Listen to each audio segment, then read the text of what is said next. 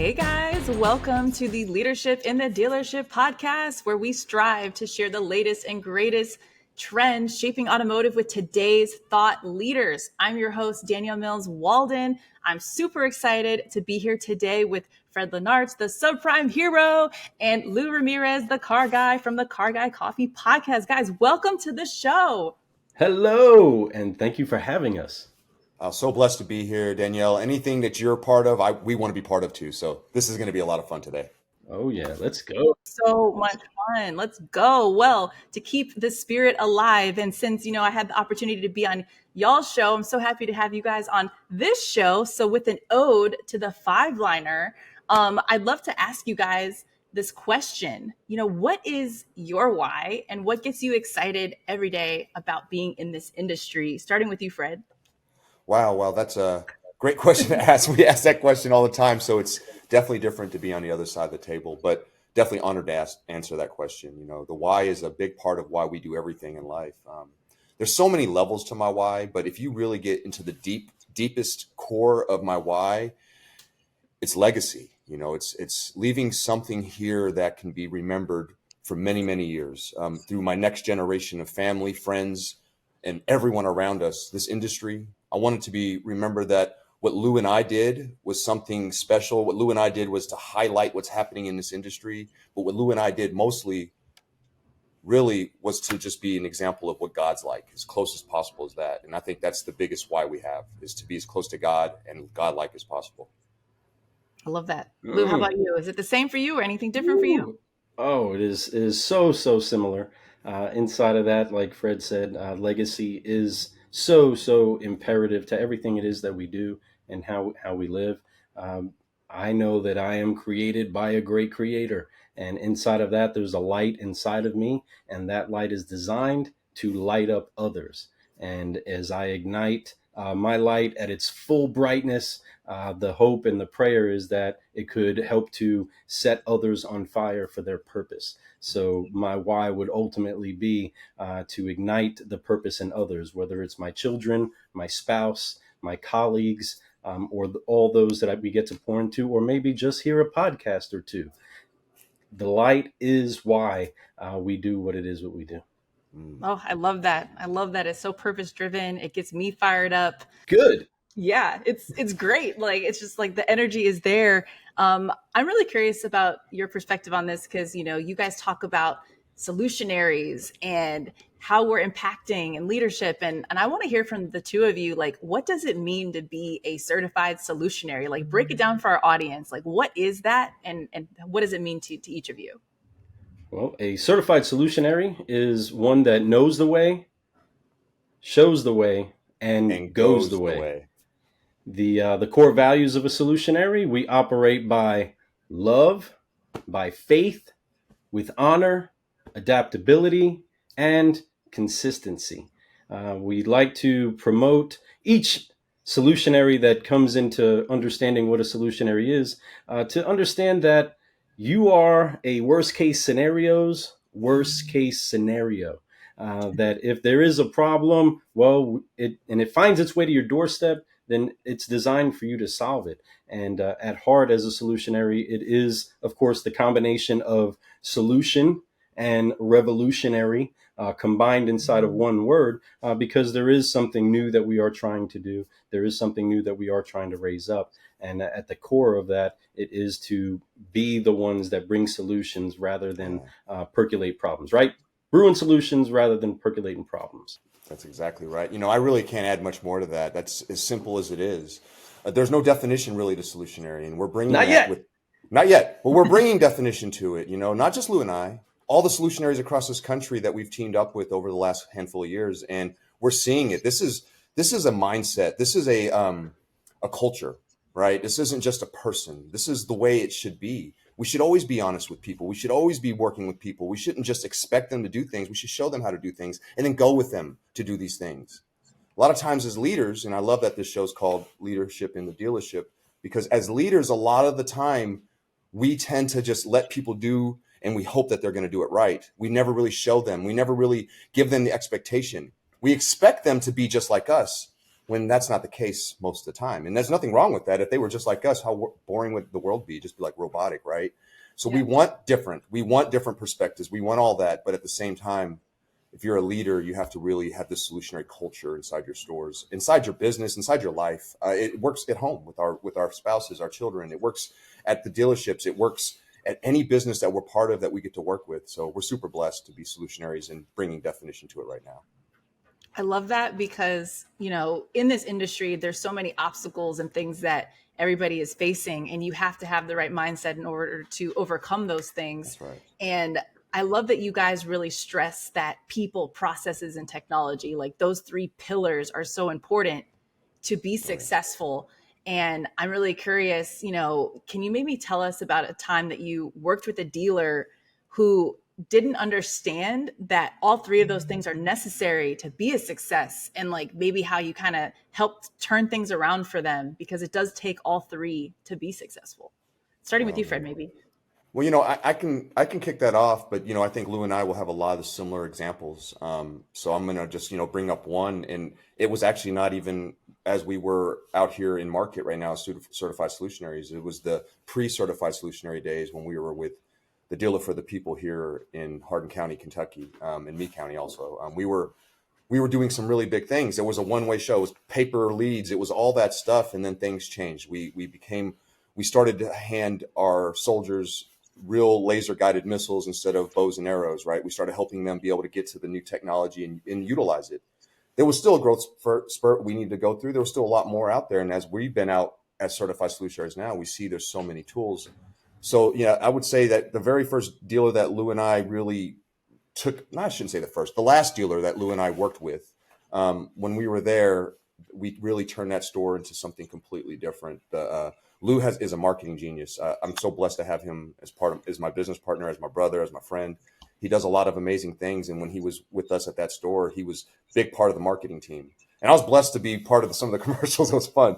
But the ideas it was so fun, and it was a way to make people remember what we did, right? And that we do it for fun, and we don't take ourselves too serious, but we do take the business seriously, right? We want you to have fun when you're with us, and we're here to help everyone. That type of message. And so that was a great, great beginning. And as we've been solutionaries, I'm sure Lou has some stories that he could tell you about how the technology and people and process has really been able to make it a little bit stronger for them.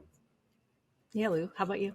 Yes, to echo from the dealer for the people that we worked with at the time, he challenged us with something while we were running and gunning car guys that were great at doing what we could do, as far as working car deals, working customers, even leading teams. But he challenged us with something that was, you don't sell cars, you solve transportation problems. Boom. And when we understood that, it was like, first it was, haha, yeah, okay, boss. And then it was, oh man, wait a minute. No, that is the problem. Whether the customer comes to a dealership for a service need or because they need to upgrade, it's a transportation problem that they have.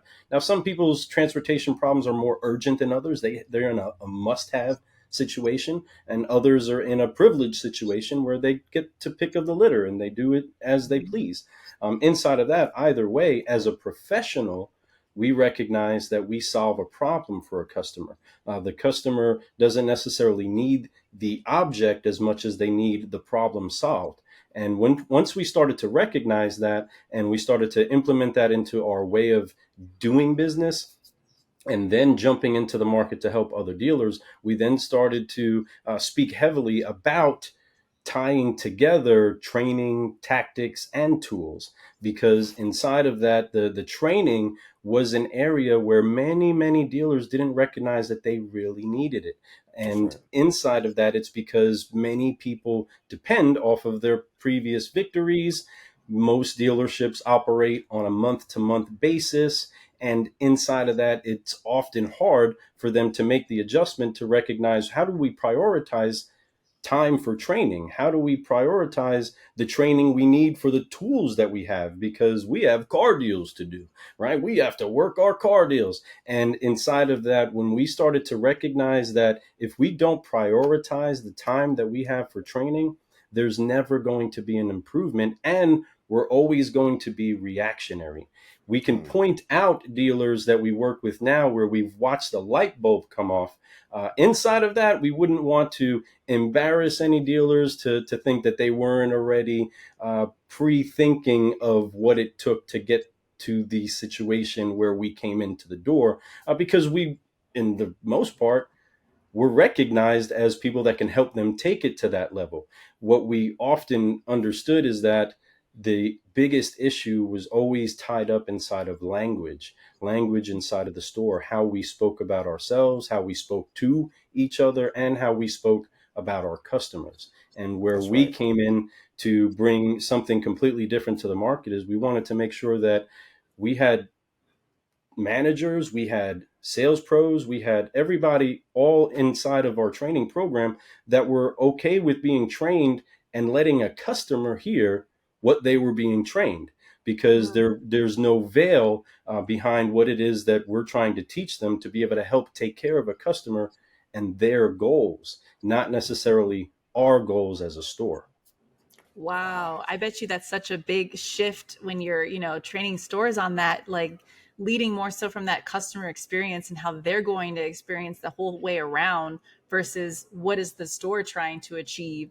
So I'm I'm blown away by that because I bet it's been a humbling experience when you meet with some of these leaders at different dealerships and they take a step back and say like, okay, I really need to like reflect on how I'm leading my teams or what we're training our teams on. So, I'm curious when you go into one of these stores and maybe they're trying to roll out a new technology, maybe they just signed up with a new company and they got really excited about it.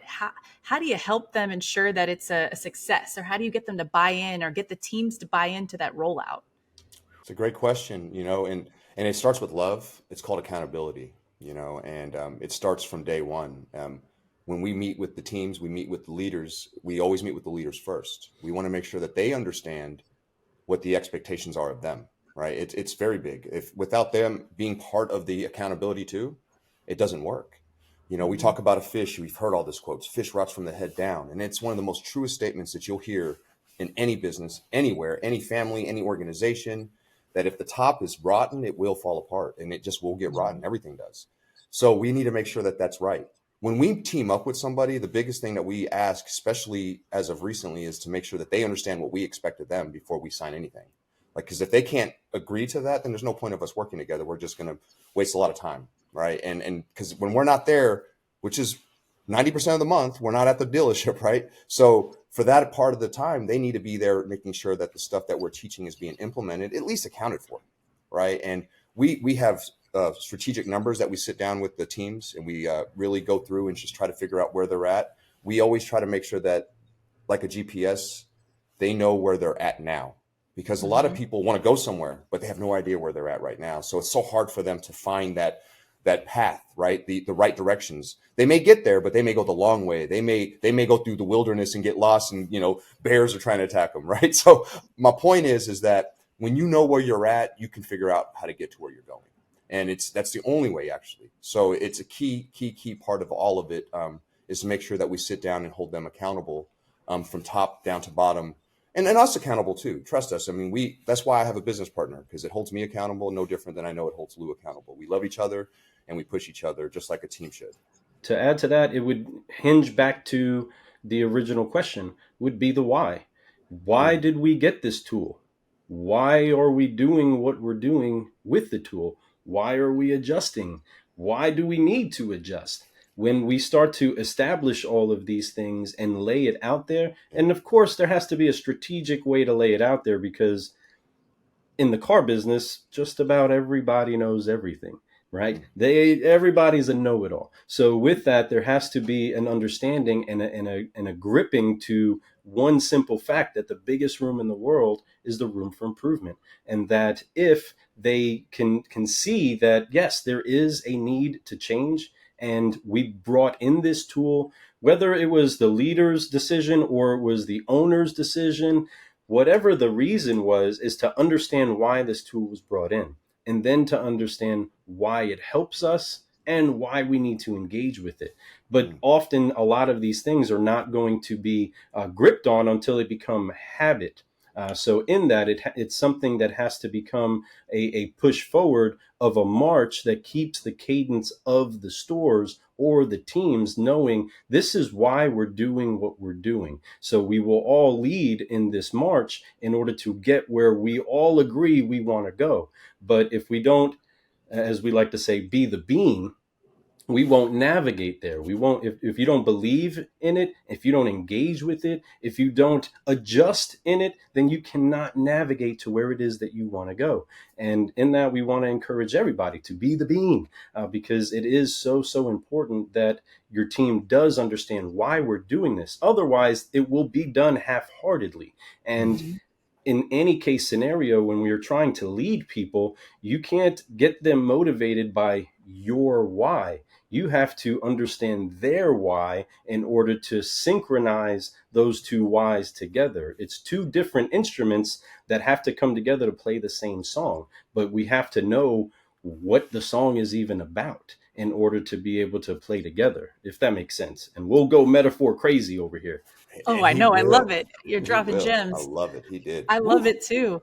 Um, as you were talking, I was, thinking about so many different scenarios that I've experienced in my career, just traveling with dealerships. I'm sure you've experienced this too, where you have a store and, the GM or the owner is really progressive. They see a vision for the way they want their store to be. So they get really excited and they see a solution and they're like, oh, let me get this. My team's going to love it. But they don't incorporate and get the team involved in the process. So when they get something and then they want to roll it out, and then they have, a couple desk managers, maybe they've been in the industry 20, 25 years, and they're like, I know how to sell cars. I don't need this. What's in it for me?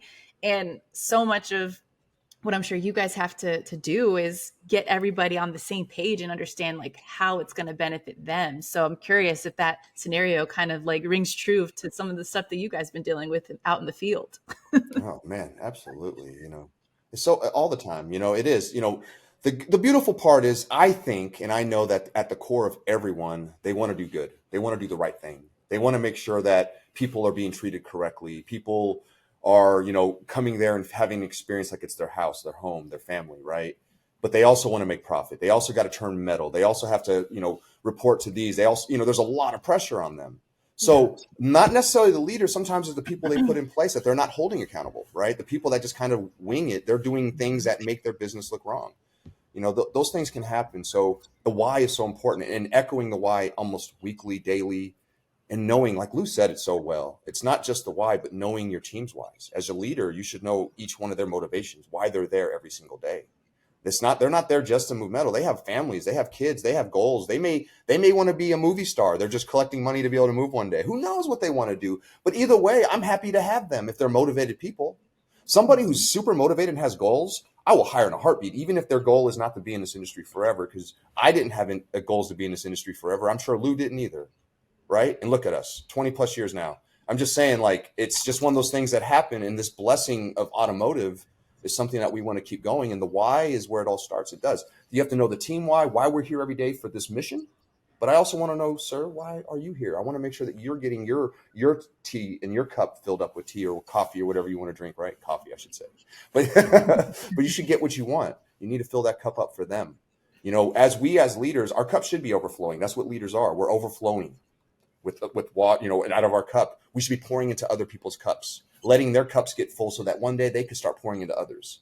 It's just a visualization I'm giving you, and we've heard this before, but it's so true. I hate getting down to the silly quotes, but at the same time, they're so real. It's that basic. And as a solutionary, we don't try to overcomplicate things. We may say some big words sometimes, but Guilty. Make up words every once in a while like solutionary, but we try to keep it as simple as possible. We try to communicate to people at a language that they understand, and really that's love. If you communicate people with love, true love, not selfish love, true love. If you do that, business blows up, and it does. It starts with the why. It's always with the why, and I love that was your first question too. So that's why it's always ours. Yes. So I love it. Yes. And to take a page out of some solutionary training, the importance of understanding the rules for change is what we want to make sure that solutionaries do. And inside of that, if you all are taking notes, listening, or watching this show, write these 5 things down, because these are the actual rules for change that we teach as solutionaries. So you can get a little bit of a look behind the veil. But number one is you have to see the need. If you don't see the need for change, you're never going to change. You're just not going to change. If you don't, number two, see See the the changes. changes, right? You have to see the changes. If you don't know what the changes actually are, you're not going to make the adjustment. You don't even know where to go. Even if you want to change, you have to see what the change is. Number three, hit it, Fred. It's a willingness to change. You have to have a willingness to change. But usually that comes with, you see it, right? You see that there's a need. You see the changes that are possible when you do it. So now you have the willingness, right? But that's still not all of it. Even if you have the willingness, we still have to do the next one. Which is take action. You have to take action. You have to put one foot in front of the other. You have to start doing it, whether it's a diet plan, whether it's a fitness plan. You have to actually make the change. You have to start taking steps in that direction. And then the fifth part of it, which is the See the motivating rewards. part. See the rewards. Like when you see, like he talked about workout plans, and you start to see the weight come off, you start to see the muscles build, you start to see that you could run longer, you start to see you could sell more vehicles. You start to see that you're helping more people, even if they don't leave in a vehicle that day, that you actually gave them a solution, that you're actually that type of person who actually cares about every interaction that you have. You start to see those rewards because people start coming back. People start talking about how you're that person. That makes you go back and do all this stuff over and over and over, and you just want to repeat and rinse, right? And I love that about life. It's a constant growth. It's a constant change, but it's for the better, right? Lou said it earlier. The biggest room in the world is the room for improvement. And we all fit inside that room. And each one of us, every person on this planet should be sweeping the corners of this together as we grow and we get stronger and as this world gets better for everyone. So, and that's the key. Once again, love, Love, love. So much love. I love that. I love everything that you said, those 5 key things. I love that, you talk about even like celebrating the small wins, the little things each day that are getting us closer to the goal. And then that just helps reinforce everything that we're doing. And then, like you said, rinse and repeat, getting back over and over again. Oh, you guys are dropping so many amazing gems today. I feel like the listeners are going to be like, whoa, so much leadership. I love it. I love it. I love it. I love it. Well, thank you. I know that every time I log in to my LinkedIn or my Facebook, I see you guys on a plane and you are traveling. You are heading somewhere in this country to help That's right. a dealer. And I feel like you guys are probably on the road more than anybody that I've ever seen. So with that, which dealers are you most excited to go travel and see in the field? Like, what are the dealers that get you excited to work with? Well, we would say every dealer that does have us come in. So we can't pick a favorite kid, because it's we love them all. But the one of the ways that we do pick our dealers, and I guess some of the favorites in that aspect would be wherever the great climate and food is. I just got to be honest. Food is big. This is why we love our Louisiana dealers, because we get some good grub out there, and even out in Texas, we get some of them good steaks and some good barbecue.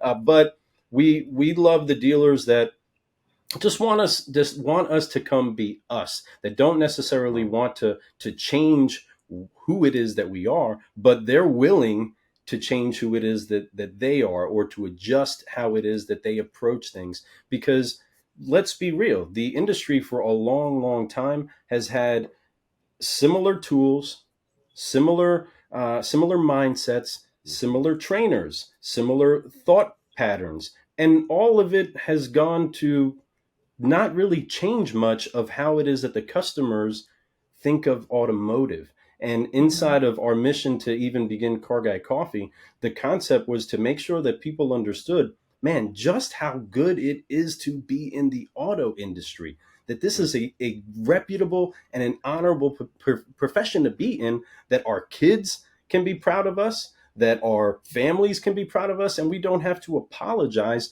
for being car dealers, whether used or new. That the stigma or the reputation that is on the industry has to change. And the only way that it changes is one inspired heart and mind at a time. And if we do that, well, any dealer that brings us in becomes our favorite, just like I believe we're all of God's favorite. All of us are God's Mm. favorite. And I have 4 kids, 2 grandkids.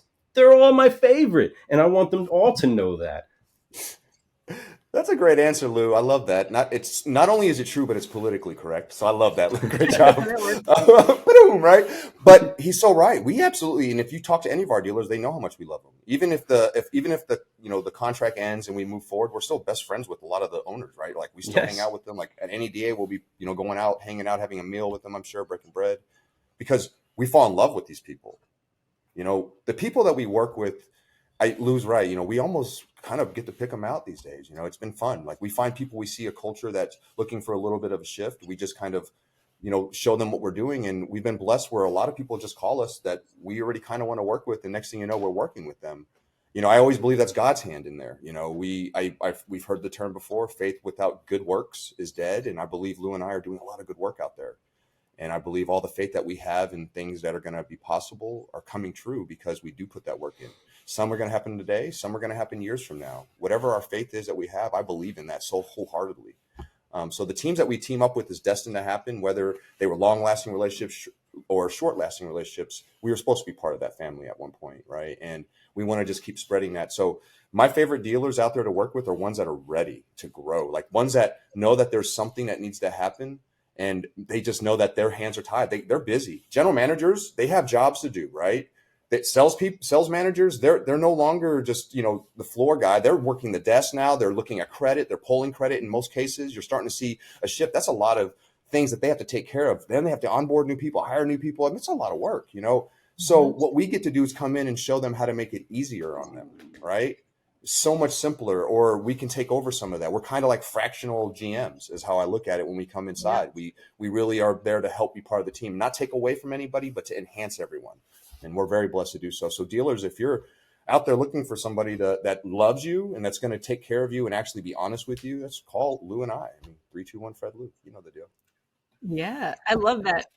To add to that and to enhance Fred's point there, that yes, the dealers that are ready to make the adjustment. There has been a couple situations where we were brought in for just to bring in some hype and some pizzazz and some energy to the floor, or to say that they had us there too, right? And with that, it's always a crossroads when we start to say some of the hard things, because in the beginning, of course, we're on a honeymoon stage. We're explaining the way, and everybody's always excited about where they could go based off of how we tell them, if you do X, Y, and Z, we're going to do this. It's going to be great. And everybody's like, yeah, let's go, until they have to do the work. The second day, the third day, the days we're not there.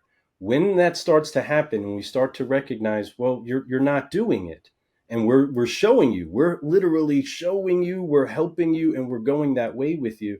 For those that don't want to make the adjustments, that's when it starts to get hard, because so often, especially because we do build relationships with people. But if you've ever read the Business Facts of Life, it says that one of those facts of life is that you're not loyal because you cash checks. You're loyal because you're actually ingrained inside of improvement for the whole organization. Right. And inside of that, just because somebody's been with you cashing big checks for many, many years, and they resist you trying to improve the business and the people that you lead, well, then that person has to go. And what we have recognized, and we'll be honest, and dealers hearing this that have seen us come through, I say this with a little bit of a wince, but the ones that eventually have us come through, because everybody's high-fiving us and loves us on the first month. 3 months still. It's that fourth or fifth month that then when we start to point out, okay, these things aren't adjusting and these are the people not adjusting them. Well, then it's the ones that don't want us to come are the ones that actually have to go. And that's a hard pill to swallow, right? That's a no sugar, no cream in the coffee, sip it on up.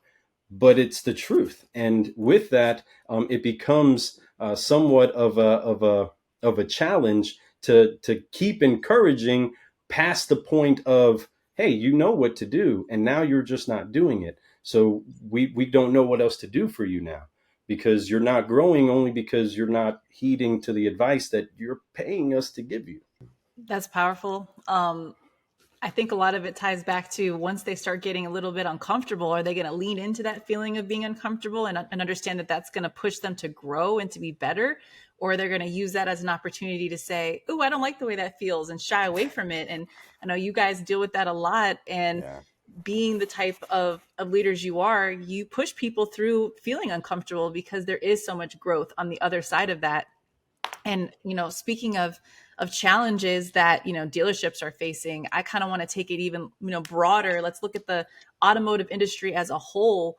When you Mhm. look at 2024 and this industry as a whole, what major challenges do you guys anticipate that dealers could see, and maybe what are some ways that they can overcome some of these challenges? I'm sure through leading with love and other areas that you'll probably speak to. But start with you, Fred. There's so much technology in today's world, which is wild, and I love it. I embrace technology. I think that the thing is, it could be overwhelming sometimes especially if you're a store that's kind of been old school, kicking it the way it was. Maybe you have a CRM, and you barely use that, but you've been successful. And that's the hardest thing. I think that a lot of dealerships out there have been successful using less tools than others, right? And there's a lot of successful dealers out there using all the right tools, but those are the ones that come to the conventions. Those are the ones that come and speak at events, right? And they share their education that they've learned from all this stuff, right? To be able to make sure other people get it too. But I think that the biggest challenges that they're going to have over this next year is going to be dealers that are embracing this right now. They're light years ahead. Yeah, they're already get it going. So your competitor, if they're doing it, you're going to miss out on a lot of leads that are out there and speaking to them at the time that they need to be spoke to, right? I think that a lot of people spend a lot of money. Matter of fact, all dealerships pretty much spend a lot of money on marketing and trying to get these leads in here. Every dollar, you hear how much do you pay per lead? How much is it per sale? How much is it for this? And there's big numbers out there, but a lot of it's due, you have to. But if you're not utilizing the correct tools and then not just getting the leads, but then being able to communicate with them with the correct tools fast enough, whether it's with the AI speaking to people when you're not open, whether it's with whoa, lost something there. Whether it's with AI doing that when you're not open, to whether it's anything to that nature. Like, because when you're speaking to your customers, it's within 10 minutes. 10 minutes or less, they're looking at another place already, and they forgot about the car they saw on your website. They already forgot about the Facebook ad that they saw. So it's super important. Within 10 minutes, somebody gets reached out to. It's hard to do manually. I'm going to be honest. If you're a car person working at a dealership, if you don't have those types of tools, you'll get a lead and you may not see that lead till the next day sometimes, because you're busy doing this, that, you don't check your emails or whatever. So that's how old school that kind of stuff was, but that was the way we did it forever. We called it, internet managers. They would get all the internet leads and they would just be like emails and all this stuff. But now it's just fine tuned. We got CRMs. We have ways to be able to feed all that information into the CRM to be able to be communicated like this. We have artificial intelligence out there that could speak to them. We have, it's unreal, and it's really good stuff. It's not very base. It's a good way to be able to get them to at least as Lou and I always like to say, get the customer to the next step, not sell them a car, but just getting them to the next step. And if we can get them to take the next step in the process with you, man, you have a little bit more confidence in what they're going to do to take the next step after that. But we have to stay communicative with them, right? Stay speaking with them when they need to be spoke to using those tools. So be ready to use these tools. Have your team training. If you're not using them now, dealers, start training on it now. There's plenty of trainers out there. There's plenty of companies that have this technology with trainers inside of those, or just call the certified solutionaries. I promise you we can help you with that. But you can help yourself. Just do. It's one step at a time. It seems overwhelming, but literally it's just one foot after another. It's no different than anything else we do in life. As long as we put one foot in front of the other, we'll get there. I love that. How about you, Liv? Whew. You said a lot there. That's awesome. I I know. love that. I love that. That's good stuff. The general premise we want to make sure that leaders recognize, especially going forward in 2024, is what we came out here to try to wake up dealers and just the industry to in the beginning, is that we have to have a paradigm shift in our thinking of how we do business. And that is to put relationships over revenue, to put people over profits. The industry has taught for so long, be about the close. You got to close them. Be strong at closing. You got to be a great closer. And we get it. We are some great closers. We don't want to, toot our own horn too much, but we are some good closers. Give us a car deal, we'll compete with anybody. But it's not because we're good at closing a customer. It's because we've learned how to master opening a relationship. And inside of that opening of a relationship, it helps us to then keep a customer, because so often we've closed people, and we've seen it. We've seen the gross drunkenness of the industry in their profit making over a couple of years, where it turned into, well, it was free game. We didn't know that we needed to train. We didn't even really need to train. And there wasn't the change at heart. There wasn't the adjustment of, we need to keep these people inside of our lifestyle, inside of our culture. Because if we don't keep our sales pros, well, we're going to lose our customers too, because those customers are committed to the face of the business, not necessarily the name of the business. And if we couldn't keep our people, then we couldn't keep our customer base. Because just like Fred and I, if we were to leave any store and go elsewhere, so would all of our customers. If they were Ford buyers before, and then they came to us and it became a Mitsubishi buyer, and then we moved to a Kia store, guess what's in their driveway? Kias, right? Because they're committed to us and they trusted us. And the relationship-based selling is what we've tried to adjust the entire industry that we've had access to, mainly because if we don't keep them ingrained inside of our culture for how we can take care of their transportation problem on any level, whether it's upgrading the car or keeping it on the road, the understanding that that relationship is the most critical part. The revenue is going to come. It's going to come. But when a sales pro just looks at the amount of deals that they close rather than the amount of accounts that they capture and keep, then there isn't much of a change inside of the industry. And what we want to make sure that sales pros especially recognize is that your customer is an account that is going to spend a certain amount of money over their lifetime of buying. So with that, keep them with you. And if you don't keep them with you, well, then you're always trying to find a new fish. You're always trying to find somebody new to sell to. And because you keep losing the people that you've already had commit to do business with you that one time. There's more than the one. Oh, so powerful. I love that. Keep that customer with you through the life cycle of their entire experience. Well, every episode, we have to shout out a dealer who is truly setting the standard when it comes to their leadership and their processes and how they use technology. I'm really curious because since you guys have worked with so many dealers throughout this past year and throughout your careers, is there a dealer that comes to mind that you would want to shout out so that we can hear about their excellence? It would be the only dealer.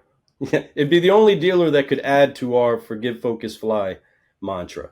And that would be a dealer that added another F-bomb to our mantra. And because we have seen so much of their leadership, the group of brothers, the leadership of a Tony Lucas, all of the Casa Auto Group. I'm sure, Fred, you would completely agree that the way the culture. I was going to say the same exact one. The Lowenfield brothers are amazing. They come from a great legacy themselves. Their grandfather, Wally, who started that store many years ago when he was in his 40s and just took his last dollars and just made it happen. And what they're leaving in that El Paso, Las Cruces, New Mexico, Alamogordo area, they have 13 rooftops now. They've grown so much. But as they've grown, what I love about them, and this is why I think Lou and I respect them, it's not just the fact that they got to 13 rooftops. It's that they're holding a culture that's staying true, even with 13 rooftops. A lot of times people get watered down. They grow too fast. They put people in place because they have to. Instead, they've been strategic. So every time they've ever made a growth spurt, they've made sure that they had people in place for that growth spurt, right? And if you go, he talks about Tony Lucas, who's not only one of the best general managers out there in the market right now. If anybody wants to know, it's the truth. But he's also one of the best people that you could ever meet. He's become a really great friend of Lou and I's, and I think that we'll be friends for life because of this relationship. Whether we do business or not, we're always going to be doing business and life together. And what he does there is phenomenal, but they have a group of general managers that are just rocking and rolling. Tony's one that we work with a lot. We're learning about the other general managers now, and I'm falling in love with all of them. And we see their culture, we see what they do, and man, and then I'm talking from the head of the fish, right? It's super, super fresh on this, and so the whole body is just strong, swimming everywhere, getting where it needs to be. It's got a lot of life, and it's just starting to grow. So it's exciting to see what they're doing. It's Casa Auto Group, phenomenal group of people. I know that you guys may have heard of them if you guys are listening to the show, watching the show. If you haven't, go check them out. Check out their social media, see what their team is doing, and see how far they're going. Wow. The Casa Auto Group, I have heard about them. I've heard about Tony. He always has these really cool, like, cut-off shirts. Yes, and that's where we got the extra F. Because instead of saying forgive, focus, fly, and keep growing, with them we say forgive, focus, fly, flex, and keep growing. Keep growing. Oh my gosh, I love that. I love that you shared them.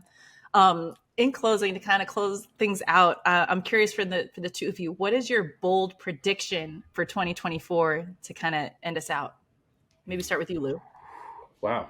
The bold prediction is that the unveiling is going to begin. The understanding of who the people in the marketplace are that are truly about building your business and truly about helping you get to the next level are going to be unveiled. You're going to see the true motives, and you're going to see what they're truly about, and if they're truly helping you. At the same time, an unveiling is going to occur of who it is that's with you inside of your organization. Inside of that understanding, we believe that there's going to be a great refinement come to the dealerships at the lot level to major industry level. We know that there's a lot of big names and big voices all across. There's a lot of this is an industry that gives good housing to narcissistic mentalities. Inside of that, it's going to be unveiled and recognized, and inside of that, we believe that people are going to take heed to it rather than continue to just follow the crowd. That's such a good prediction, Lou. I think you're right on, brother. I really do. I don't even know how to follow that one up. I see something very similar to what he's talking about, but if I was to make a completely different bold prediction, I see that I believe that the used car market is going to get even bigger this year. I think that if you're a new car dealer and you got into the used car sector, you did a good job if you've been doing it the last couple of years. If you're still trying to figure it out right now, it's the time to try. It's the time to learn. It's the time to be able to help customers. A lot of people today cannot buy brand new cars at the prices that they're at, not with the income that they have. So we have to provide them with solutions. And I know that the used car numbers are down because of those years that cars weren't being made in a little bit because of chips and all that type of stuff. And so there was like a little bit of a lag, which caused a huge lag in used cars. But I see that picking up this year. I see like we're going to have an influx of pre-owns inside the market, which in turn hopefully helps dealers be able to buy them at a more affordable cost to be able to pass that savings on to the customers. We need that. So that's my prediction. I feel like that's going to happen in the market because it needs to happen in the market for our consumers. Not for us. It's for our consumers. Our consumers need to be able to afford payments again. That should be the hat. Right? Mm-hmm. So we need to make sure our consumers do that. We need to make sure they can afford payments again. It's important. I love that. Well, you guys heard it first from Lou and Fred, two solutionaries that are trailblazing and impacting dealers all across the country. If anybody listening wants to get in touch with these fine gentlemen or work with them in the future, what is the best way for all of our listeners to connect and learn more about the two of you and about Car Guy Coffee and everything you guys got going on? Well, thank you for asking that question. We're happy to tell you. www.carguycoffee.com. That's where our website for the show. You can see all prior episodes where you can connect, even get some swag. We even have a coffee shop up there. So if you're looking for some really high quality beans to pour into your cup, I promise you our coffee will not only surprise you, but it'll lift you up and caffeinate your culture inside your body, right? So I'm excited about that. But, Car Guy Coffee is always looking for great people to come on the show. We've had Danielle. We've had a lot of great solutionaries that are just trailblazers themselves. So reach out to us at info@carguycoffee.com. It's the best way to get a hold of us for that. And I know Lou's got some stuff about certified solutionaries. And if you want to take your dealership to the next level, whether it's training your leaders or taking your salespeople from green to great, you can go to certifiedsolutionaries.com and just check out what it is that we have to be able to help you out. Really, we want to do a dealership now aware analysis with you to be able to help you know where you are. But you can reach myself, Lou, at carguycoffee.com, and Fred at carguycoffee.com. And you can catch us on any of the social channels. We're out there, we're loud and proud, and we look forward to helping anybody that needs help. That's right. Thank you both for being on here. We appreciate you both. We appreciate you. So much. Thank you so much, Danielle. We Thank honor you. you. And one thing we have to get you to do, just like we had you do on the show, I know this is yours, but we got to get you to forgive, focus, fly with us. So help us out real quick. On 3, put the hands on the shoulders. 1, 2, 3, forgive. Forgive. Focus. Fly. And keep growing. Keep growing. Keep growing. Thank you I so love much. it. Thank you guys so much. Appreciate you.